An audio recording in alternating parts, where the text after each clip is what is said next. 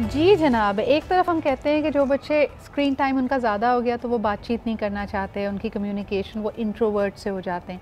एक ज़माने में मुझे याद है जितने आईटी प्रोफेशनल्स होते थे उन पे ये इल्ज़ाम लगता था कि ये बिल्कुल भी सोशल लोग नहीं है, ये बस स्क्रीन के पीछे बैठ के काम करना चाहते हैं। काशिफ, आप क्या कहेंगे? लेकिन ऑन द अदर हैंड एक जो नया फिनोमेना है इन्फ्लुएंसर्स का, sometimes it's scary for me, और इसमें बच्चे भी शामिल हैं।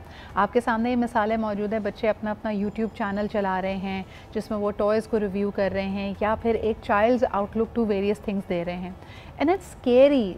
मुझे ऐसा लगता है कि हम उन बच्चों के अंदर एक परफॉर्मर डालने की कोशिश कर रहे हैं, this person talking to the camera in the most over confident manner. इसके ऊपर आप क्या कहेंगे कि ये एतमाद जिसको हमने अब एक नया पैमाना बना लिया कॉन्फिडेंस का, this is actually over confidence, this is actually being a little, I don't know what's the right word for it. क्या कहेंगे आप इस पे काशिफ? अच्छा, ऐसा है कि मैं इससे आपकी बात से एक तो एग्री करूंगा कि बच्चों के साथ जो सबसे बड़ी ज्यादती हम कहते हैं, नॉट जस्ट गैजेट्स, हम अपनी महरूमियाँ समहाउ जो है जो हम जिंदगी में नहीं कर सके। अगर हमें अटेंशन नहीं मिली, हम इंट्रोवर्ट थे, तो we want our kid to be extrovert. हम तो चाहते हैं कि वो लड़े मारे जाए बाहर और वो ये काम करे या वो काम करे। तो फर्स्ट ऑफ ऑल हम बात कर रहे थे पर्सनालिटी टाइप्स की। तो दुनिया में 16 तरह की पर्सनालिटीज हैं जो अब तक डिस्कवर हुई हैं, और वो 16 तरह की पर्सनालिटी कौन सी हैं? वो एक पर्सनालिटी दूसरे से इंटायरली डिफरेंट है। उनकी कैरियर चॉइसेस, उनके ट्रेट्स, ये सब डिफरेंट हैं एक दूसरे से।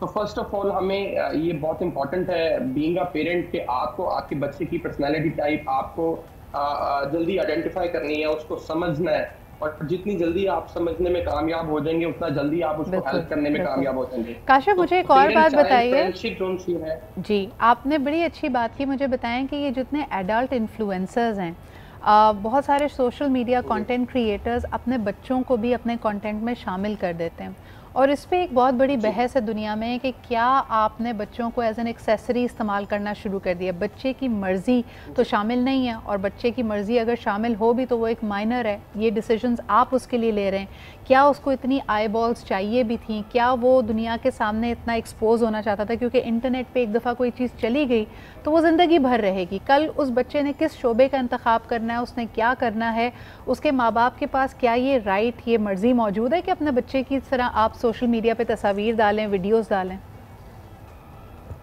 नहीं, बिल्कुल भी नहीं। आई डोंट थिंक सो कि कोई माँ बाप किसी बच्चे को ओन करते हैं। फर्स्ट ऑफ ऑल, ठीक है, मतलब एज अ प्रॉपर्टी आप उनको ओन नहीं कर सकते कि आप उनके 2 स्टोरीज 6 स्टोरीज डालना चाहते हैं। मैंने कहा कि बीइंग अ फ्रेंड, पेरेंट्स को बीइंग अ फ्रेंड अपने बच्चों को अंडरस्टैंड करना चाहिए। यहाँ पे मैं एक इकबाल की बात को कोट करना चाहूंगा कि खुद ही कर बुलंद इतना कि हर तकदीर से पहले खुद बंदे से खुद पूछे, बता तेरी रजा क्या है। तो बिल्कुल।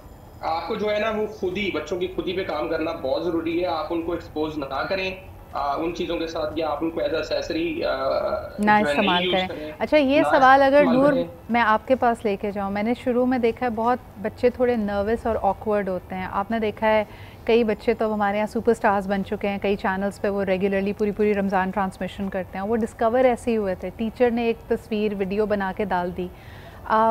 शुरू में बच्चा नर्वस होता है, वो कैमरे को फेस नहीं कर रहा होता, और फिर आप उसको वो परफॉर्मर बना देते हैं जब वो बड़ी दीदा दिलेरी से कुछ करते हैं। ये कॉन्फिडेंस है या ये बच्चे की पर्सनालिटी को डैमेज करता है? I would condemn this, especially teachers. They don't have right कि वो क्लासरूम के अंदर इस तरह की वीडियोस बना के बच्चे की सोशल मीडिया पे अपलोड करें, because they are not their parent even. एक तो ये होता है ना कि भाई पेरेंट अगर ख़ुद अपनी बच्चों की सोशल मीडिया पे वीडियोस अपलोड करते हैं, दैट इज़ अनदर थिंग कि बच्चा भी पेरेंट भी नहीं बल्कि teacher does not have right, because ethical reservations होती हैं, एथिकल कंसीडरेशंस होती हैं कि पर्सनालिटी पे क्या इम्पैक्ट होता है? मैं इसलिए इसको जोड़ना चाह रही थी नूर कि हमने जैसे देखा कि डिज़नी पे कई जो चाइल्ड स्टार्स थे जो बड़े फिर एडल्ट्स बन के भी, but they had very disturb lives and they confess कि उनको किस किस्म के प्रेशर्स और एनजाइटी से गुजरना पड़ा। अगर बच्चे की वीडियो आप डालते हैं या उस पर प्रेशर डालते हैं कि उसने कैमरे के सामने एक सर्टन एक्ट करके दिखाना है, तो इससे उसकी पर्सनालिटी पे क्या असर पड़ रहा है? देखें, पास्ट में इसी तरह से होता रहा है कि जो स्कूल परफॉर्मर्स होते थे वो टीवी के ऊपर आते थे, और उसके बाद उनका जिस तरह से हमारे काफ़ी सिंगर्स हैं जो कि चाइल्ड स्टार पहले होते थे, वो सिंगिंग करते थे, उसके बाद उनकी लाइफ में that is their own will and their own profession कि वो उसको किस तरह से करते चले गए, जैसे कि अफशा अहमद है हमारे सामने, या फिर हमारे पास और सोहेल राना के प्रोग्राम्स में डिफरेंट, तो वो उनकी विल और उनके पेरेंट्स की जो है वो कंसेंट होता था। लेकिन स्कूल में इस तरह से स्पेशली क्लासरूम के अंदर when teacher I don't think they should be allowed to have their phones with them. आप क्या सोचती हैं कि डिफरेंस क्या है? ये एक चीज़ तो ये भी पॉइंट आउट होती है कि पहले भी हो रहा था, बच्चे जो को करिकुलर में अच्छे होते थे वही परफॉर्मिंग आर्ट्स में आते थे, उनको रेडियो पे, टीवी पे, मुख्तलिफ फिल्मों में, एडवर्टाइजिंग में मौका मिलता था। आज क्या मुख्तलिफ है? And would you condemn children becoming social media stars? Yes, up to extent. मुझे लगता है कि सेल्फ इस्टीम जितनी डैमेज इस एक्सपोजर से, this is undue exposure, this is not due exposure. अगर आपको ज़बरदस्ती परफॉर्मर बनाया जा रहा है और उसको उस पर सोशल अप्रूवल लिया जा रहा है, देखिए lack of privacy, security risk अपनी जगह, लेकिन जो हमारी जेन्युइन क्रिएटिविटी है वो हमारी सेंसरी मोटर डेवलपमेंट से आती है, which is trial and error. बचपन से सीखा, फीडबैक मिला, करेक्शन की। अब आपने बना बनाया एक पैरामीटर रख दिया है और बच्चे से कहा है कि आपने परफॉर्म करना है और पूरा सोशल मीडिया अप्रूवल उसके ऊपर आ रहा है, तो एक शैलो सेल्फ एस्टीम डेवलप होना is a sign of pathology. गुफ्तगू भी हो रही होती होगी ना कि देखो तुम्हारी दाली कितनी लाइक्स आ गई, कितने कमेंट्स आए, कितने शेयर्स आए, and yes, and that is not a genuine appreciation for your own creativity or for your own talent, it's just a show, exposure, undue exposure and negative reinforcement। अच्छा, और अगर ये उल्टा हो, यानी एक टीनेज में या अर्ली एडोलेसेंट में बच्चा आके माँ बाप से ये ख्वाहिश जाहिर करे कि जी आप मुझे मोबाइल फ़ोन या स्मार्टफोन ले दें और मैंने एक टिकटॉक पे अपनी वीडियोस बनानी है। मैंने देखा है कि बहुत सारे ट्रेडिशनल कंजर्वेटिव जो ख्याल रखने वाले लोग हैं वो भी समझते हैं कि इट्स एब्सोल्युटली फ़ाइन। आपका मशवरा क्या होगा बजिया? Is this helpful for a child? Is it an outlet to creativity, या parents need to be vigilant? इसका ओनली सोल्यूशन है विजिलेंस। देखिए मीडियम कोई भी हो सकता है, उसका अच्छाई या बुराई आपके यूज़ या मिस यूज़ पे डिपेंड कर सकती है। सिर्फ बच्चे की फरमाइश करना, फिर बच्चे में और पेरेंट में फ़र्क क्या रह गया? यू आर अ पेरेंट, आपका सुपरवाइजरी रोल है, you need to be vigilant. मुझे याद है बचपन में पेरेंट्स की हिस्ट्री भी चेक किया करते थे, बट अब तो ये है कि अगर आपने तो अपने बचपन में एक ही जुमला सुना ना, किसी चीज़ की इजाज़त मांगो, सब कुएं में कूदेंगे तो तुम भी कूदोगे क्या? हम तो वहाँ से बात शुरू होती थी। एक्टिविटीज़ के लिए भी नहीं होता था, पिकनिक पे भी जाना है तो वो भी चलो खैर। लेकिन अभी ये है कि अगर आपके बच्चे को आपने फ़ोन दे दिया तो आप ये कैसे मेक श्योर करेंगे वो एडल्ट नहीं है, उसकी थिंकिंग मैच्योर नहीं है, डिसीजन आपका है, आप मैच्योर एडल्ट हैं, आपको सुपरविजन करनी होगी हर हाल में। एक बच्चा फ़ोन लेके अपने कमरे में रात को 8 घंटे यूज़ कर रहा है और बाद में आप कंप्लेन नहीं कर सकते। So it all goes down to this. अच्छा, एक आखिरी सवाल काशिफ आपसे करना चाहूँगी। हमने ये देखा है कि बहुत सारे पेरेंट्स मुतमईन होते हैं कि जी हमने चेक्स एंड बैलेंस रखे हुए हैं, नॉट रियलाइजिंग कि मिसाल के तौर पर अगर उन्होंने कोई फ्री गेम डाउनलोड की हुई है तो उसके बीच में एड्स चलते हैं। एड्स के ऊपर कोई कंट्रोल नहीं है, किसी भी किस्म का किसी भी प्रोडक्ट का ऐड हो सकता है और sometimes they are not age appropriate ads, जिससे बच्चा एक्सपोज हो जाता है। इस पे आप क्या कहना चाहेंगे पेरेंट्स को? अच्छा देखिए, फर्स्ट ऑफ ऑल अगर एडवर्टाइजिंग की बात करें तो एज अप्रोप्रिएट एड्स ही चलाए जाते हैं, ये मैकेनिज्म में पीछे होता ऐसे ही है। लेकिन इस बात के साथ मैं एग्री करता हूँ 100% के बच्चों को जब हम ये सोच के दे देते हैं गैजेट्स के उनको मॉनिटर किया जा रहा है। I am so sorry to interject over here Kashif, मैंने हाल ही में देखा है बहुत सारे फ्री गेम्स के अंदर matrimonial sites and dating apps और इस तरह की मुख्तलिफ चीज़ों के, इवन टिकटॉक के ऐड बीच में चलते हैं and they are not age appropriate. जी, वो असल में आप अपना मोबाइल फोन दे रहे हैं ना। आई वाज टॉकिंग अबाउट कि अगर आप बच्चों को बच्चों वाला अकाउंट बना के देंगे तो फिर वो आपने अपना अकाउंट दिया, आपकी एज तो डिफरेंट है तो आपको तो अडल्ट चीजें ही नजर आएंगी। मैं ये बात बोल रहा था कि जब आप बच्चों को देते हैं चीज तो उनको उनका अकाउंट बना के। I think what you are trying to tell people is कि अपने फोन पे अगर आप गेम्स डाउनलोड करके बच्चे को देते हैं तो इनएडवर्टली हो सकता है आप उनको एक्सपोज कर रहे हो to non age appropriate things. जी। और दूसरा देखिए एक चीज मैं इस पे लाजमी बात करना चाहूँगा, लास्ट आपने क्वेश्चन किया कि हम जब बच्चों को इन्फ्लुएंसर्स वाली साइट पे ले जाते हैं या सोशल मीडिया का एक्सपोजर देते हैं तो उनकी एक जो डिपेंडेंसी है, वो उनके जो इमोशंस हैं वो लोगों की एक्नॉलेजमेंट पे आप जो है वो कर रहे हैं कि ज़्यादा लाइक्स आएंगे, ज़्यादा कमेंट्स आएंगे, अप्रिसिएशन मिलेगा, तो वो इतने हाईली डिपेंडेंट हो जाएंगे कि एक टाइम ऐसा आएगा कि उनको सारी की सारी अप्रिसिएशन, एक्नॉलेजमेंट और उनका राइट स्ट्रॉन्ग और वो क्या चाहते हैं क्या नहीं चाहते ये लोग डिसाइड करेंगे। आप उनको पब्लिक प्रॉपर्टी बना देंगे और यूजुअली इस तरह के केसेस के अंदर जो है वो एंड रिजल्ट हम सबको पता है कि आप उनको जो वो चाहते आपका थे सेंस और ऑफ जो आपने सेल्फ बता दिया। या आपका सेंस ऑफ सेल्फ नहीं डेवलप हो पाता और फिर आप हमेशा लोगों तो की क्या अप्रिसिएशन, बढ़ जाएगा? वैलिडेशन, रिश्ते ढूंढते जी, रहते हैं ताकि जी, आपको आपसे मिलवाया जाए। Thank you for that ji, Kashif. आखिरी एक सवाल नूर आपसे बिल्कुल भी, ऐसा ही। Very briefly if you could all comment on it. Critical thinking जो ज़िंदगी के अहम फ़ैसले करने में बड़ी अहम होती है, डिजिटल टाइम, स्क्रीन टाइम अगर ज़्यादा कर दिया जाए तो एक बच्चे की क्रिटिकल थिंकिंग पे क्या इम्पैक्ट पड़ता है?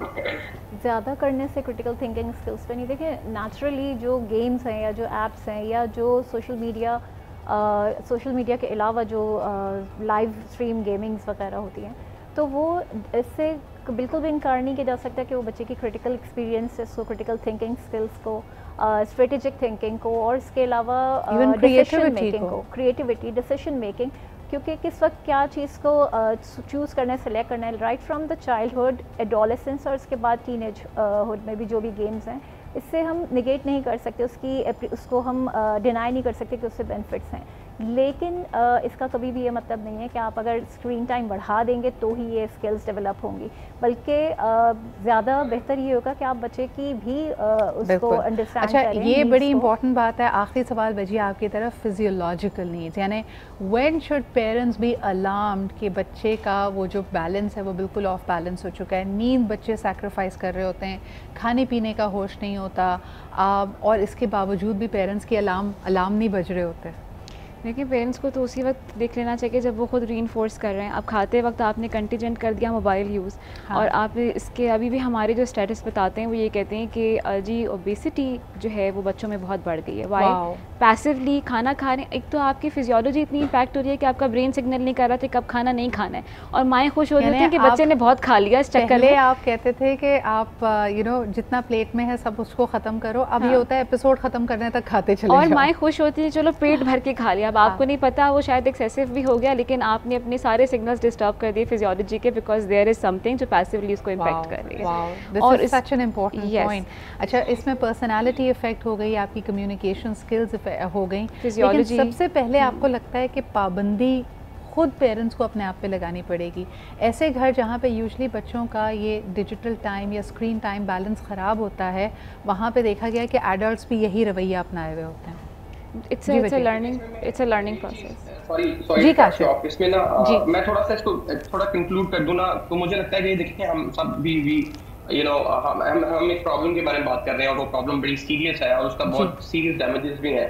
प्रॉब्लम का ना सोल्यूशन जो होता है ना वो इम्पोर्टेंट होता है। मुझे ये लगता है कि हम सबको इस बारे में ज़्यादा बात करनी चाहिए कि पेरेंट्स को अपनी रिस्पॉन्सिबिलिटी लेनी है। ये गैजेट्स का, टेक्नोलॉजी का, इस दौर का प्रॉब्लम नहीं है, ये पेरेंट्स का भी प्रॉब्लम है। Absolutely. I think this is exactly the kind of conclusion we wanted to come to. Kashif, बहुत शुक्रिया आपकी मौजूदगी का। नूर हमारे साथ मौजूद थी एंड वजिया एज वेल। देखें, आपकी स्कूलिंग सिस्टम हो या गैजेट्स हो, टेक्नोलॉजी हो, they can never substitute parenting. और जिस तरह कहा जा रहा है अभी कि बच्चे की चॉइसेस आपने ही उसको एक तरह से रास्ता दिखाना है, क्योंकि एक छोटा बच्चा अपने लिए बेस्ट डिसीजंस नहीं ले सकता। तो आपकी विजिलेंस, आपकी इन्वॉल्वमेंट को कोई मेरे ख्याल में उसका नेमुल बदल नहीं हो सकता। बहुत बहुत शुक्रिया मेरे पैनल का for alluding on this very important subject. इसी के साथ मुझे इजाज़त दीजिए। इंशाल्लाह पीर के रोज़ आपसे फिर मुलाकात होगी। अपना ख्याल रखें। खुदा हाफ़िज़।